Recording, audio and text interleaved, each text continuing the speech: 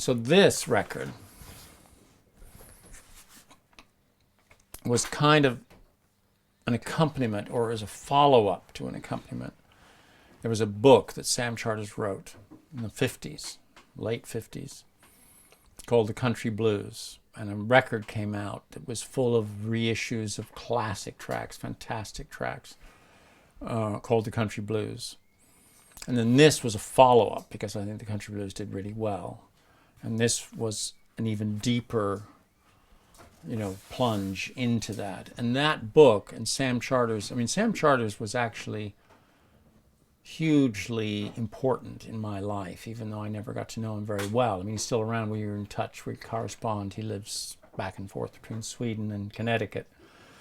But he was really the first one to bring these old blues records to life.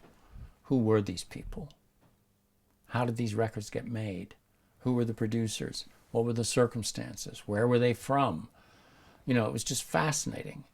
And reading that book, I said, oh man, I was born 40 years too late. I really wish I had been able to be a record producer in the 20s like Ralph Peer. And then I was playing, I thought I would fancy myself a baseball player, but I never was that good. And I was playing on the school team, but I was second string. So it was the day before the big game, dance weekend. My girlfriend was coming up to this boarding school, and I was on the reserves catching balls in the outfield for the first team that was taking hitting practice. And I was feeling pretty bitter about all of that. And a window opened nearby, and a new Fats Waller record came out over the AM radio from Providence, Rhode Island. It's called Walking to New Orleans. And I suddenly realized, of course, Fats Domino's from New Orleans. And this is like the same New Orleans that Louis Armstrong came from, and Jelly Roll Morton came from, and all those greats from the old days. And the music isn't like in a compartment. It's a continuum. And if it's a continuum, I can record it. And I can be Ralph Peer.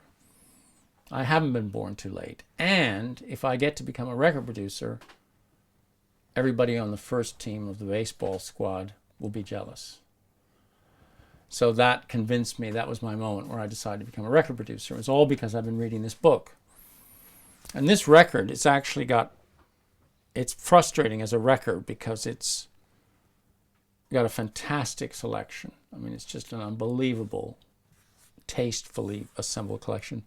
But because he wanted to get so much on, he faded some of them out, so that you don't hear the whole thing. But I think of all these, I'll play Hambone Willie Newburn, Shelby County Workhouse Blues, because I've never heard it ever since anywhere else. And I've never heard of Hambone Willie Newburn anywhere else. And he just is one of those characters, probably made one record, but it's a great record. And it fades out. Warning.